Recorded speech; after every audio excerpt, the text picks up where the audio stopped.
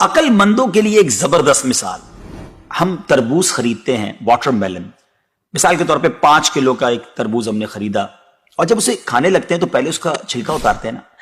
5 میں سے کم از کم 1 کلو کا تو چھلکا نکل جاتا ہوگا، یعنی آلموسٹ 20%، 20% تو کم ہو جاتا ہے.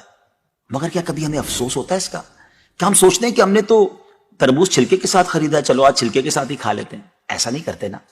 اسی طرح مالٹے کا بھی حال ہے کہ ہم خوشی خوشی سے اس کا چھلکا اتار دیتے ہیں، حالانکہ ہم نے چھلکے سمیت خریدا ہوتا ہے، مگر اس چھلکے کو پھینکتے ہوئے ہمیں کوئی تکلیف نہیں ہوتی.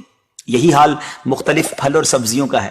اچھا، ہم چکن بھی تو خریدتے ہیں، زندہ ثابت، اسی کو تولتے ہیں، تلواتے ہیں، پیسے دیتے ہیں، مگر جب کھانے کی باری آتی ہے، پکانے کی باری آتی ہے، تو اس کے بال، اس کی خال، اس کی آلائشیں نکل جاتی ہیں، تو ویٹ تو کم ہو جاتا ہے. مگر کبھی اس پر دکھ ہوتا ہے؟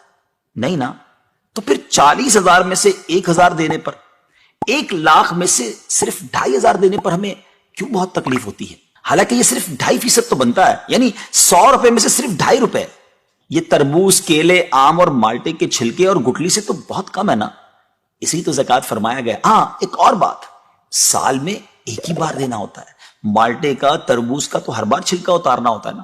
یہ 100 روپے میں سے 2.5 روپے یا 1,00,000 میں سے 2,500 روپے سال میں ایک ہی بار دینا ہوتا ہے، اور اسی کو زکوٰۃ کہا گیا. کیا برکت والا کام ہے یہ. مال بھی پاک،